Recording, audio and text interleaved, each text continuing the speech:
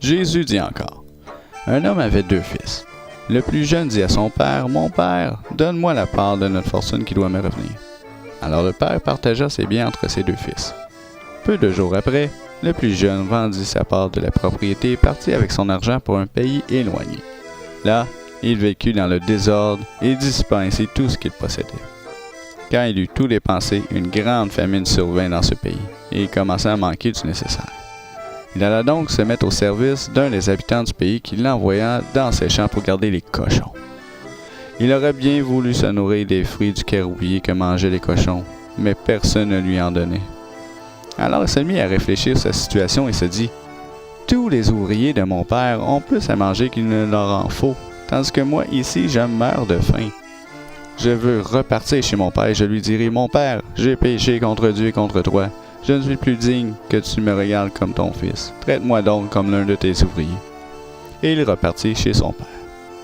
Tandis qu'il était encore assez loin de la maison, son père le vit ayant eu profondément pitié. Il courut à sa rencontre, le serra contre lui et l'embrassa. Le fils lui dit alors, « Mon père, j'ai péché contre Dieu et contre toi. Je ne suis plus digne que tu me regardes comme ton fils. » Mais le père dit à ses serviteurs, « Dépêchez-vous d'apporter la plus belle robe et mettez-la à lui. Passez-lui une bague au doigt et des chaussures aux pieds. Amenez le veau que nous avons engraissé et tuez-le. Nous allons faire un festin et nous réjouir, car mon fils que voici était mort et il est revenu à la vie. Il était perdu et je l'ai retrouvé. » Et ils commencèrent la fête. Pendant ce temps, le fils aîné de cet homme était au champ. À son retour, quand il approcha de la maison, il entendit un bruit de musique et de danse. Il appela l'un des serviteurs et lui demanda ce qui se passait.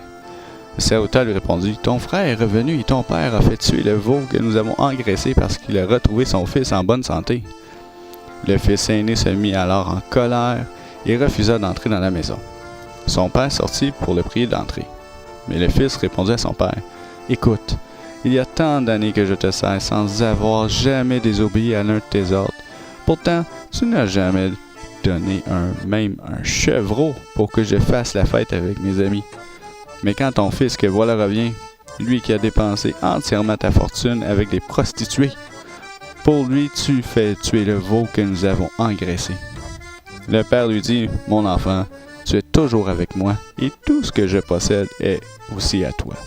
Mais nous devions faire une fête pour nous réjouir car ton frère, que voici, était mort et il est revenu à la vie.